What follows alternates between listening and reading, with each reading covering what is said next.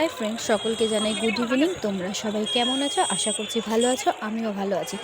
Video শুরুতে তোমাদের সকলকে আবার হ্যাপি নিউ ইয়ারের অনেক অনেক শুভেচ্ছা রইল।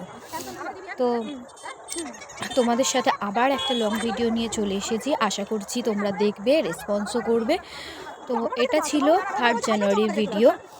তো আমি 3rd জানুয়ারি স্যাটারডে ছিল, কিন্তু রোববারে ভিডিওটা ছাড়ার সময় হয়ে ওঠেনি। রোববারে তো প্রচুর কাজকর্ম থাকে, বাড়িতে যেহেতু একদিনই থাকি, সেই কারণে ভিডিওটা পোস্ট করতে পারিনি। আমি চলে এসেছিলাম মা শ্যামসুন্দরীর মন্দিরে।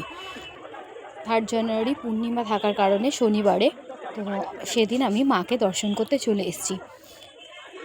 তো মায়ের দর্শন করতে গিয়ে দেখুন কতটা লাইন দিতে হয়েছে আমাদের, মোটামুটি লাইন ছিল।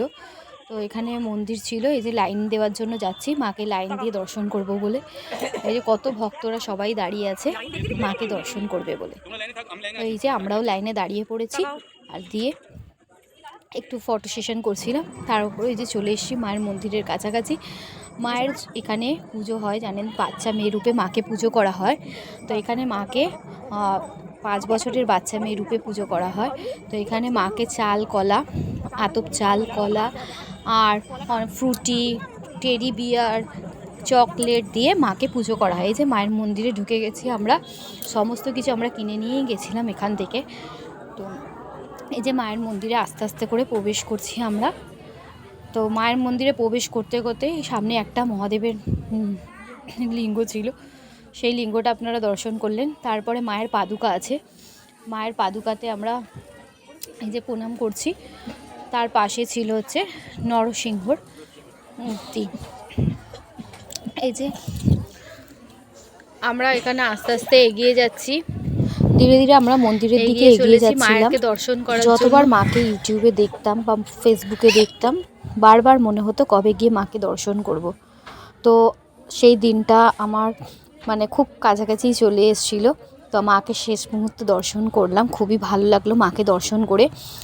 আর 3rd জানুয়ারি স্যাটারডেতে পূর্ণিমা থাকাকালীন সেই দিনটাই আমরা চুজ করি মায়ের সাথে মাকে দর্শন করব, এবং সেই দিনই আমরা দর্শন করি মাকে। খুব ভালো লেগেছে মাকে দর্শন করে। মায়ের জন্য যে পদ্ম ফুল টুল নিয়ে গেছিলাম মাকে পুজো দেওয়ার জন্য, সেগুলো মায়ের কাছে দিলাম। এবং বলে না, ভগবান না চাইলে কিছুই হয় না, তাই মা চেয়েছিল বলেই নিশ্চয়ই শেষ পর্যন্ত ওখানে যেতে পেরেছি। আজ মনের ইচ্ছা পূর্ণ হয়ে গেছে মায়ের কাছে যাওয়ার। তো বন্ধুরা, অবশ্যই তোমরা গিয়ে একবার মাকে দর্শন করে আসবে।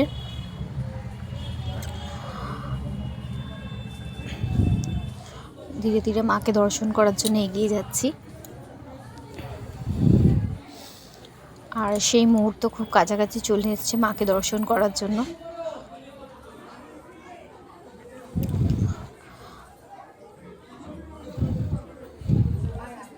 আমরা এই ভেতরটা ঢুকলেই মায়ের দর্শন পাওয়া যাবে মন্দিরের ভেতরটাতে।